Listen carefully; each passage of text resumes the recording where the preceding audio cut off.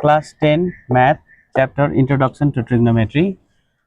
Prove that, this is question, prove that under root 1 plus cos A 1 minus cos A equal to cosec A plus tan A. So यो क्वेशनमा चाहिँ हामीले यो left hand side is equal to right hand साइडसँग हामीले equal देखाउनु पर्यो अनि यसको भ्याल्यु चाहिँ cos A plus tan A हुन्छ भनेर हामीले सो गर्नु पर्यो।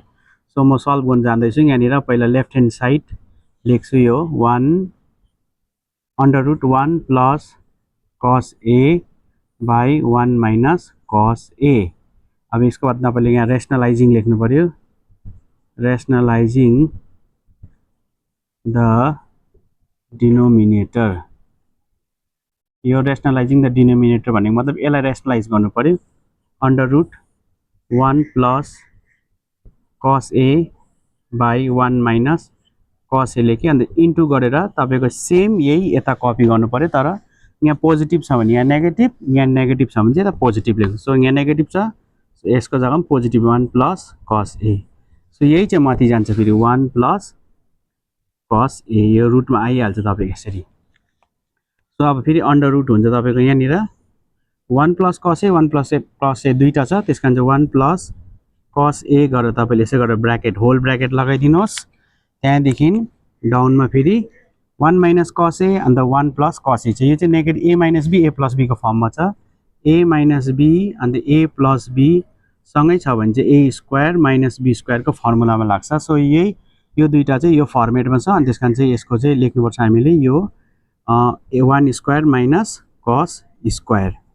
फेरि अन्डर रुट गर्नुहोस् तपाईले अन्त यो माथिको सेम कपी गर्नुहोस् cos होल स्क्वायर अनि मुनि चाहिँ 1 को स्क्वायर 1 माइनस cos को स्क्वायर cos स्क्वायर लेख्नुहोस्। त्यहाँदेखि फेरि तपाईले रुट बनाउनुहोस् 1 प्लस cos स्क्वायर को same cos square bracket 1 cos A गरेर सेम माथिको मैले यहाँ कपी गरेँ अनि 1 माइनस cos स्क्वायर A भनेको चाहिँ तपाईको sin स्क्वायर A हो। फर्मुला छ यहाँनिर तपाईलाई म साइडमा फर्मुला लेखिदिन्छु।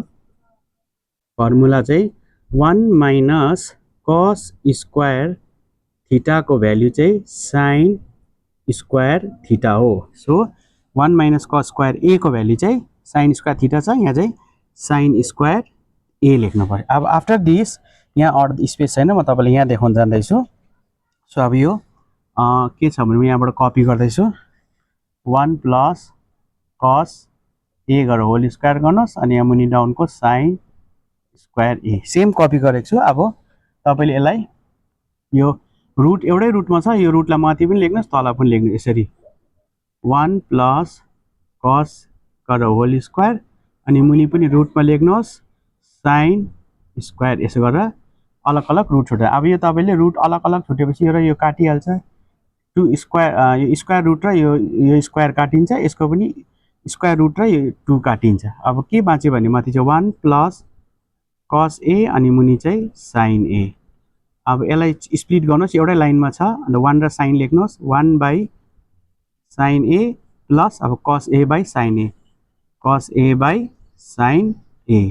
1 बाई sin भनेको चाहिँ cosec A हो plus cos A by sin A भनेको चाहिँ tan A। यो चाहिँ कसरी भयो भने यसको फर्मुला छ, cos A by sin A भनेको tan A हो अन्त 1 बाई sin भनेको cosec A हो। यो चाहिँ सबै फर्मुला छ, तपाईले ट्रिग्नोमेट्री च्याप्टर पढ्दाखेरि चाहिँ यो तपाईले फर्मुला यसको फर्मुला चाहिँ रट्नुपर्छ। तपाईलाई म कुन दिन यसको फर्मुला लेखेर देखाउँछु। So cosec A plus tan A चाहिँ मिलिहाल्यो योसँग भनेपछि this I start from left hand side so which is equal to the right hand side. So बराबर भयो left hand side equal to right hand side बराबर भयो अनि hands प्रुभड। यसरी तपाईले प्रुभ गर्न सक्नुहुन्छ। अस्ति पनि मैले यस्तो एउटा क्वेशन मेरो भिडियोमा हालेको छु है, तपाईले त्यो भिडियोलाई नि हेर्न सक्नुहुन्छ अनि यो भिडियोलाई नि हेर्न सक्नुहुन्छ। Thank you.